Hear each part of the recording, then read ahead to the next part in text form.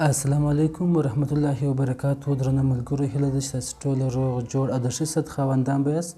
غواړم نن تاسو ته د ژمي اړوند معلومات درکړم چې په ژمي کې کومې ناروغۍ رامنځته کیږي، کومې پیښې رامنځته کیږي او په څه ډول سره کولی شو دغه پیښو او ناروغیو څخه ځان خوندي وساتو. مخکې له دې چې د ژمي ناروغۍ او پیښو ته راسو، باید یو څو نکات د ځان سره په پام کې ونیسو. لومړی خبره هغه دا چې کله چې موږ تاسې د ژمي په موسم کې د کورو څخه د باندې راوځو، هوا د باندې یخه وي، په دې وخت کې باید موږ تاسې د کوټ څخه استفاده وکړو. د لاسونو ګوتې ژر یخېږي، هغه دپاره باید د دستکلو څخه استفاده وکړو. د پښو دپاره د جرابو او بوټونو څخه استفاده وکړو. بله مهمه خبره هغه دا، کله چې موږ تاسې د باندې راوځو، په ژمي کې هوا د باندې یخه وي، باید موږ تاسې د سر خولۍ پر سر کړو. د ژمي خولۍ چې بازارو کې خرڅېږي باید هغه پر سر کړو. په دې سره زموږ تاسې د بدن 40% د بدن حرارت د سر د لارې ضایع کېږي. که چېرې زموږ تاسې خولۍ پر سر یې، سر مو ګرم ساتلی، بیا به موږ تاسې خپل د بدن 40% تودوخه نه وي ضایع کړې. دویمه خبره هغه دا چې موږ تاسې باید په کور کې باید کوم نکاتو پاملرنه وکړو. لومړی باید موږ تاسې کله چې ګیس یا بخاري څخه استفاده کړو، باید هغه پیپ چک کړو، ګیس کلي وګورو چې پیپ نه وي خطا سوی، ګاز نه وي بند، کلي یې سوسته نه وي، باید ښه فکر ورته وکړو. او بل که چېرې موږ تاسې په ژمي په موسم کې وطاق ډېر زیات ګرم کړو، دا هم تاوان لري، انسان دپاره تاوان رسوي. په دې وخت کې کله چې وطاق ډېر ګرم وي، هوا وچه سي، نو په دې سره د انسان بدن پوست وچېږي، پزه او شونډان وچېږي. موږ تاسې باید بې حده تر ډېره حده هم وطاق ډېر ګرم ونه ساتو. که چېرې تر حد زیات وطاق ګرم سي، بعضې وخت ځینې کسان کالي وباسي، مثال کوچنیان کالي وکاږي چې وطاق ګرم دی. یا داسې نه کوو چې خپل کالي وکاږو. که چېرې وطاق ډېر ګرم سي، باید موږ تاسې د هغه دپاره د تودوخې درجه راکمه کړو، تودوخه راکمه کړو په دې ډول سره چې مثال د یو ګړي دپاره ګیس یا بخاري بنده کړو، یا کیدای شي کړکۍ خلاص کړو. په دې ډول سره باید موږ تاسې هغه اضافه تودوخه له منځه یوسو. داسې نه چې مثال وطاق ډېر ګرم وي، موږ تاسې کالي وکاږو یا د کوچنیانو کالي وکاږو چې والله وطاق ګرم دی، دا تاوان کوي. دا زده کړو چې د ژمي په موسم کې انسان ولې د لوږې احساس کوي. د لوږې احساس ځکه د ژمي په موسم کې کوي چې د ژمي په موسم کې د انسان د نیمایي څخه زیاته اندازه انرژي د بدن په ګرمولو کې مصرفېږي. نو باید موږ تاسې د ژمي په موسم کې د هغسې غذایي مواد استفاده وکړو چې ډېره انرژي لري، ډېره کالوري انرژي یا ډېره کالوري لرونکې غذایو څخه استفاده وکړو چې ډېره انرژي ولري. اوس موږ تاسې د ژمي پیښو او ناروغیو ته راسو چې په ژمي کې کومې ناروغۍ او کومې پیښې رامنځته کېږي. لومړی به موږ تاسې د ژمي ناروغیو ته راسو. د ژمي ناروغۍ اکثره د موسمي ناروغۍ دي، لکه زکام، ریزش، سینه بغل، والګی، دا ټوله موسمي ناروغۍ دي. د دې عمده لاملونه وایرسونه او بکټریاوې دي. وایرس موږ تاسې وایو چې دا خپله درملنه نه لري.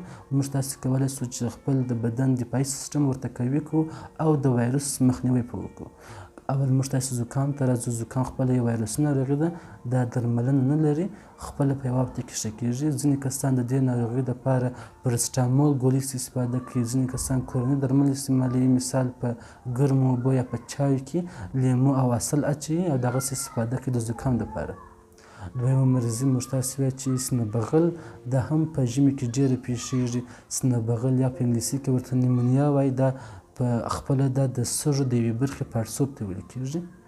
دغه کسان چې په سینه بغل مرضۍ اخته وي، دغه مریضان دوی ټوخی لري، بلغم لري، سالنډي لري او د سینې درد لري. د دغه سینه بغل مریضان دپاره موږ تاسې د خاص انټي بیوټیک په واسطه باندې موږ کولی شو چې دوی درملنه وکړو. بل موږ تاسې د ژمي پیښو ته راځو چې په ژمي کې کومې پیښې رامنځته کېږي. په ژمي کې پیښې چې دي هغه ګاز نیول او اورلګېدنه رامنځته کېږي چې دا ټوله د انسان د بېغورۍ د بې توجهۍ څخه رامنځته کېږي.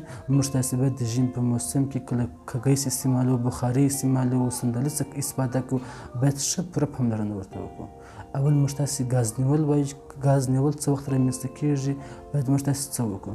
ګاز نیول هغه وخت رامنځته کېږي کله چې موږ تاسې په یو بنده کوټه کې یو داسې وطاق چې کړکۍ او دروازه یې بنده وي، ازاده هوا نه ورته راځي، په دې وخت کې که چېرې موږ تاسې د صندلۍ یا د ګیس یا د بخاري بخاري څخه زیات استفاده وکړو، د ډېر وخت لپاره استفاده وکړو، په وطاق کې د کاربن مونوکساید ګاز زیات تولیدېږي چې دا یو بې رنګه، بې بویه او بې خونده ګاز دی. دغه ګاز د انسان دپاره که چیرې ډېر وخت دپاره تنفس کړي، د انسان د مړینې لامل کېږي. ګاز نیونکي کس علایم چې دی هغه په دې ډول سره دی چې دغه کس چې ګاز نیولی سر به درد کوي، سر به څرخي، سرڅرخي به لري، د نس درد به لري، خوا به ګرځي او د ستړیا احساس به کوي. که چیرې یو کس ګاز نیولی باید موږ تاسې کم کارونه وکړو. که چیرې یو کس ګاز نیولی باید موږ تاسې لومړی هغه د وطاق څخه د باندې راوباسو چې د باندې د آزاد اکسیجن څخه د استفاده وکړي. موږ تاسې که چیرې دی په هوښ کې و یا ویښ شي باید موږ تاسې دته خوږې اوبه ورکړو. او بل موږ تاسې که چیرې امکان ولري بوغۍ یا پوکاڼۍ چې موږ ورته وایو یا پلاستیک باید موږ ورکړو چې دی هغه پوکي. دا کار د دې باعث کېږي چې دی کاربن مونوکساید هغه ګاز ژر ژر خارج کړي او اکسیجن ترلاسه کړي. که چیرې انسان په هوښ کې نه و، مثال بې هوښه و، نه بې سده و، باید موږ تاسې هغه نفر ته د خوراک دپاره هېڅ شی ورنه کړو. که چیرې موږ تاسې خوراک دپاره یو څه ورکړو، دغه نفر چې بې هوښه سوی دی هغه بیا د انسان په سږو ته د معدې او د مریض څخه هغه مواد ورځي چې بیا اسپایریشن رامنځته کېږي. نو موږ تاسې باید کله چې انسان بې هوښه باید خوراکي توکي ورنه کړو. که چیرې یو انسان ګاز نیولی و، بې هوښه و، باید موږ تاسې د خولې د لارې هغه ته اکسیجن ورکړو. او بل موږ تاسې باید دواړه لاسونه د هغه پر سینې کښېکاږو چې د ده د بدن څخه هغه ګاز راووځي او اکسیجن داخل کړي. که چیرې په دغه کومکونو سره هم مریض نه جوړېدی باید موږ تاسې ژر تر ژره نږدې روغتیایي مرکز ته مراجعه وکړو. دا موږ تاسې وویل چې دا د ژمي پیښې کې ګاز نیول و، دا ګاز نیول و. بل موږ تاسې وایو چې د ژمي په موسم کې اورلګېدنه رامنځته کېږي. دا مخکې مې هم وویل چې دا ټوله د انسانانو د بې غورۍ له امله رامنځته کېږي. باید موږ تاسې که ګیس استعمالوو، بخاري استعمالوو، باید په پوره فکر سره هغسې استفاده وکړو، ښه پوره توجه ورته وکړو. ماښام چې بېدېږو باید خپل بخاري یا ګیس د باندې کښېږدو، هغه خطرناکه شیان باید د باندې کښېږدو، د وطاق څخه د باندې راوباسو.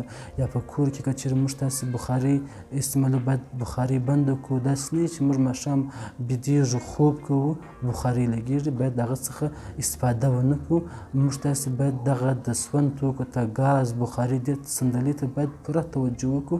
زموږ تاسې پوره پاملرنه، توجه کېدلی سي د انسان ژوند وژغوري. نو موږ تاسې باید په دې کې بې احتیاطي ونه کړو. باید د شپې د خوا چې کله موږ تاسې بېدېږو باید د ګیس پایپونه چک کړو، ګیس کلي وګورو، ګیس خو به نه وي خلاص.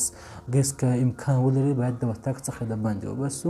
اورلګېدنه هم داسې رامنځته کېږي چې انسان د ګیس په وطاق کې لای، انسان په خبر نه وي، یا د یو ولګېد ولګوي یا دغسې یو برخه د یو وطاق یو ځای اور اخیستی، دوی خبر نه وي، خوب کوي، نو هغه ورپسې زیات سي، اورلګېدنه رامنځته کېږي.